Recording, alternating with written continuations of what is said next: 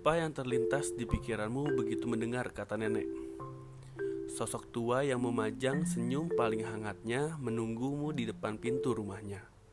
Atau justru ingatanmu malah menayangkan adegan cerewet, figur lembut yang tiba-tiba menjadi nyinyir? Apapun itu, yang jelas bagiku, kata nenek tidak pernah terdengar tanpa memancing sepercik rasa hangat yang mengalir dari dalam. Bagiku, sosok nenek adalah figur penuh kasih sayang, berlimpah yang tumpah dengan cara berbeda dari kasih sayang yang kita dapatkan dari orang tua. Bagiku, nenek adalah cara unik Tuhan menyampaikan kasih sayangnya pada para cucu. Nenek adalah kehadiran yang begitu cepat membuatku merasa rindu. Bagiku, nenek adalah sosok paling romantis yang tidak pernah kehabisan cara untuk membahasakan rasa sayangnya pada kami, para cucu yang tidak pernah puas menghabiskan waktu bersama mereka.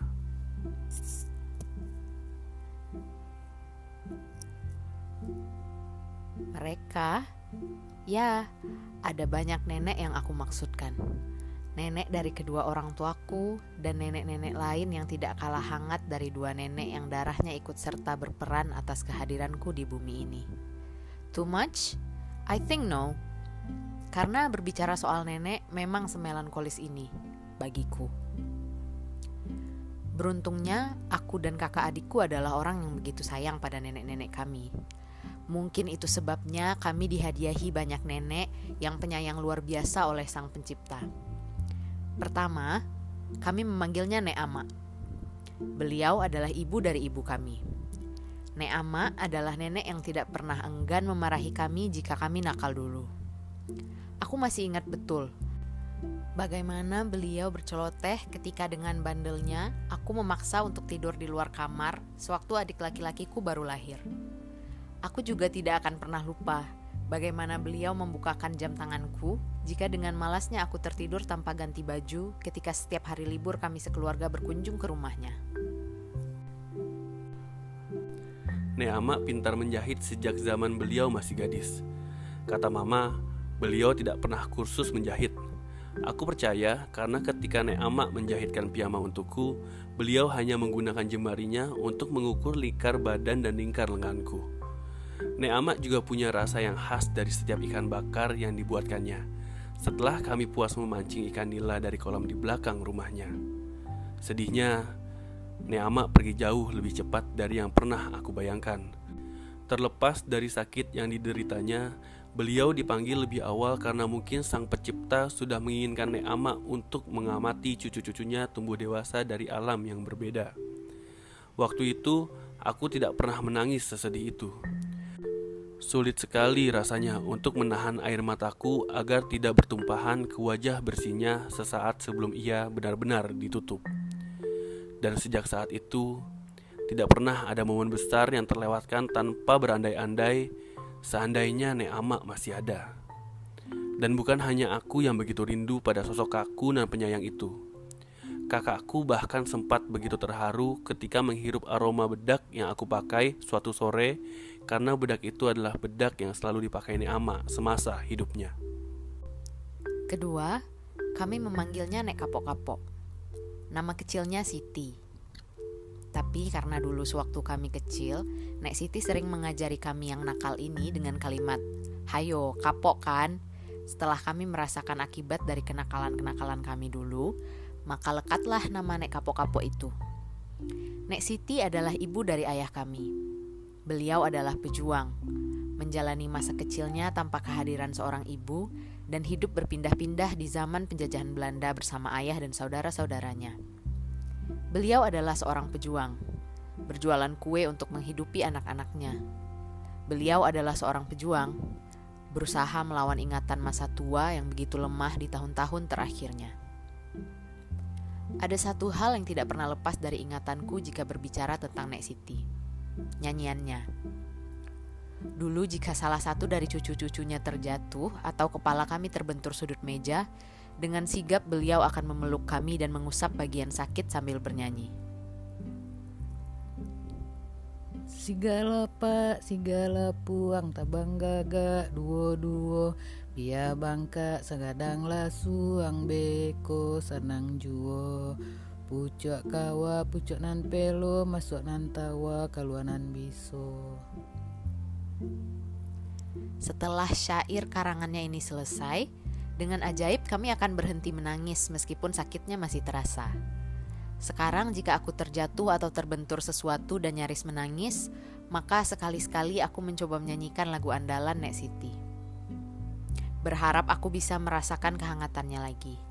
Sementara itu, air mata pasti ikut-ikutan ambil peran dalam momen penuh rindu itu. Nek Siti pergi dengan kondisi yang tidak begitu sehat. Ingatannya mundur bertahun-tahun lamanya sehingga tidak satu pun kami para cucu yang dikenalnya sebelum ia pergi. Di tahun yang sama dengan tahun perginya Nek Siti, aku pernah tiba-tiba begitu rindu dengan sambal terasi ulekannya. Dan di tahun yang sama juga, aku pernah rindu dibelikan coklat bar oleh beliau dari uangnya yang disimpan dalam sapu tangan yang digulung-gulung dalam tumpukan baju. Sesaat setelah Nek Siti benar-benar pergi, aku berkesimpulan sendiri bahwa kerinduan yang sempat mampir itu datang untuk mengawali kerinduan panjang yang hingga saat ini tidak lagi ada obatnya.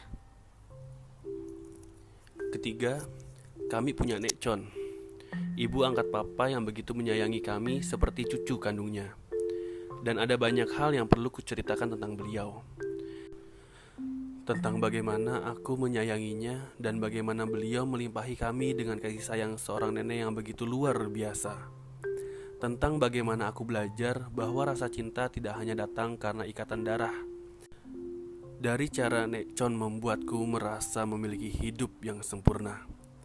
Tentang bagaimana Nek Con membuatku mengerti bahwa kasih sayang bisa dibagi tidak hanya pada keluarga sendiri. Dan bagaimana beliau membuatku paham bahwa keluarga tidak hanya datang secara turun-temurun akibat proses kembang biak manusia. Akan tetapi, keluarga bisa didapatkan sebagai bentuk hadiah atas kasih sayang yang ditebar tadi. Namanya Sorda. Mungkin sewaktu lidahnya belum fasih menyebut beberapa huruf, nama itu berubah menjadi Con. Mungkin itu juga sebabnya beliau kami panggil dengan sebutan Nek Con. Sementara jika ada yang bertanya mengapa setiap nenek kami harus diberi embel-embel nama lain di belakang kata Nek, jawabnya karena kami punya banyak nenek. Dan aku sangat yakin bahwa tidak semua orang seberuntung itu untuk merasakan berbagai bentuk rasa sayang dari banyak nenek. Jika 2 nenek saja sudah membuat seorang cucu bisa bermanja-manja, apalagi kami yang punya lebih dari 3 nenek. Ya, meskipun dari banyak nenek hanya 2 yang darahnya benar-benar mengalir dalam tubuh kami. Tentang Sorda, aku tidak tahu harus mulai menceritakan kisah hidupnya dari mana, atau part apa yang menurutku penting untuk diceritakan karena semua cerita tentang beliau benar-benar perlu untuk kuceritakan. Terlepas dari keinginanku untuk membagikan betapa keren dan hangatnya sosok seorang Sorda. Cerita-cerita tentangnya membawa banyak nilai yang menurutku perlu untuk dipahami banyak orang. Sorda alias Nek Conku ini dulu lahir dengan keadaan ekonomi keluarga yang tidak terlalu beruntung. Beliau tumbuh dewasa tanpa figur ayah yang telah duluan berpulang. Kesulitan hidup dan pahit manis perjalanan Sorda kecil bersama adik-adik dan ibunya tergambar dalam lagu yang ditulis dan dinyanyikan oleh adik kecilnya. Kami barampe mandeh gadangkan, jusa bahati mandeh adoan, adalah sepenggal lirik yang selalu membuatku merinding dengan mata basah. Banyak hal yang belum diceritakan nenek padaku, tapi gurat kusut di tangan dan kerut kulitnya cukup menggambarkan perjuangan seperti apa yang pernah ia lalui. Paru-paru basah yang pernah dideritanya cukup menceritakan bagaimana dulu ia selalu pergi pagi pulang pagi sewaktu menjadi koki di sebuah restoran populer di kampung kami. Bicara tentang koki, Nek Con adalah koki favoritku. Setiap orang selalu punya koki favoritnya. Setiap orang juga punya makanan favorit dengan koki spesifik yang membuatkan makanan tersebut untuknya. Mungkin bagi sebagian besar orang mendeklarasikan mama koki terhebat di dunia pada ibunya. Mungkin juga makanan favorit sebagian besar orang adalah makanan hasil keuletan tangan ibunya. Dalam hal ini mungkin aku akan terdengar sedikit berbeda, karena bagiku, koki favoritku adalah Nek Con. Dan makanan terhebat yang dibuatkan khusus oleh koki spesifikku adalah nasi goreng buatan Nek Chon. Sorry mom, I don't mean to hurt you but it's true. Ya, meskipun dadar buatan mama tidak terkalahkan, tetap saja nasi goreng buatan Nek Chon adalah nasi goreng paling ajaib di duniaku. Ajaib? Ya, karena setiap kali aku makan ratusan jenis nasi goreng dari ribuan koki, aku masih saja dan akan selalu berkomentar, masih kalah dari nasi goreng nenek. Atau aromanya mirip nasi goreng nenek, tapi rasanya masih jauh. Atau malah warnanya doang nih yang mirip nasi goreng nenek, rasanya kemana-mana. Tidak hanya nasi goreng, Nek Chon senang menyibukkan diri di dapur kesayangannya untuk membuatkan kami makanan apapun setiap kami berkunjung ke rumahnya di tepi Danau Maninjau. Kadang dibuatkannya salad kentang ala restorannya dulu yang menjadi menu andalan untuk dihidangkan pada para bule. Kadang dibuatkannya pancake sederhana yang rasanya benar-benar meninggalkan kesan. Dan yang paling wajib, beliau selalu membuat soto atau lontong di hari lebaran dan merasa puas sendiri melihat semua masakannya dimakan dengan lahap oleh siapa saja yang berkunjung. Apapun yang dibuat oleh nenek selalu kami habiskan dengan perasaan puas, sebab benar-benar terasa nikmat. Mungkin keahliannya di dapur adalah habit, bawaan setelah bertahun-tahun menjadi kepala koki di sebuah hotel lusinan tahun silam.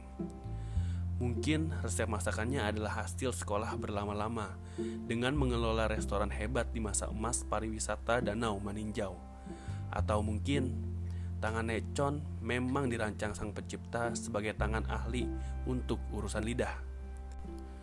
Sekali waktu, aku minta dibuatkan bumbu nasi goreng khasnya, supaya nanti ketika aku sedang rindu nasi goreng buatannya, aku bisa masak sendiri dengan stok bumbu racikan langsung dari tangan ajaibnya.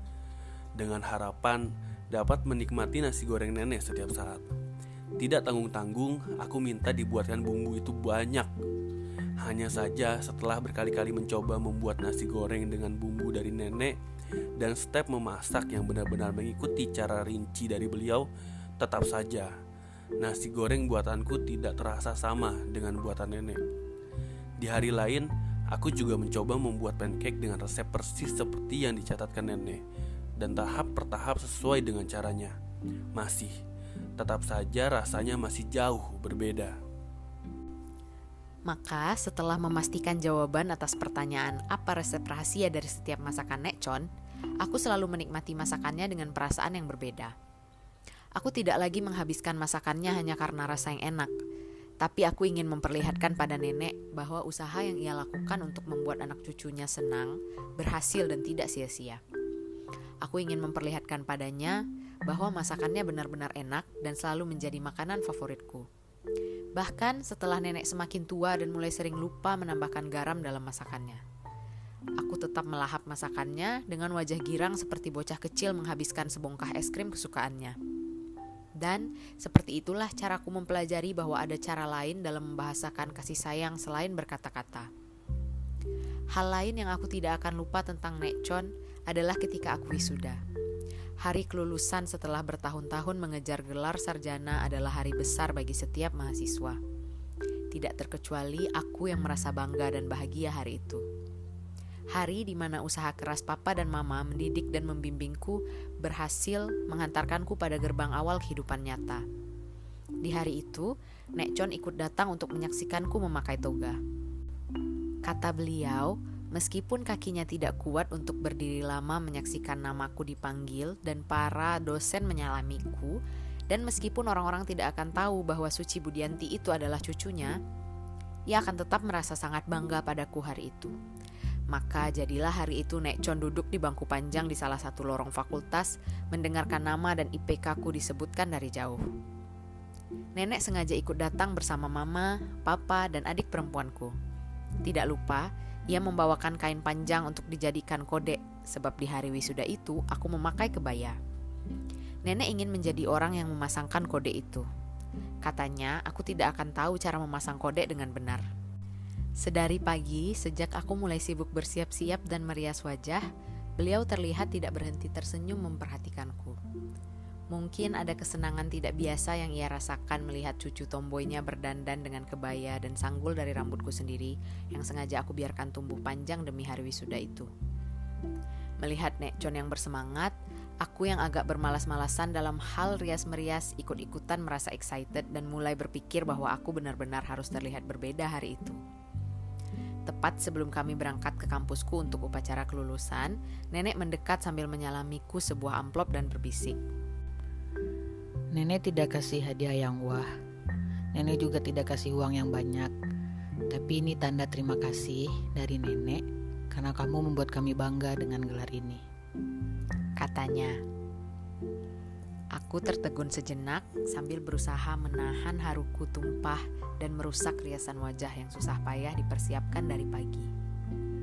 Makasih, Nek, kataku lalu mencium pipinya. Tanda terima kasih, katanya. Bagiku amplop putih yang diisinya dengan beberapa lembar uang dengan warna favoritku itu adalah hadiah paling manis di hari itu. Bahkan di malam perayaan kelulusan ketika MC bertanya padaku tentang kesan apa yang aku dapatkan di hari wisuda itu, aku menceritakan tentang amplop putih dari nenek sambil sekali lagi susah payah menahan haruku tumpah. Hari ini jika aku ingat lagi kalimat yang dibisikkan Nek Con padaku hari itu, aku merasa menjadi orang dengan kehidupan paling sempurna. Sebab nenekku adalah nenek paling keren di dunia.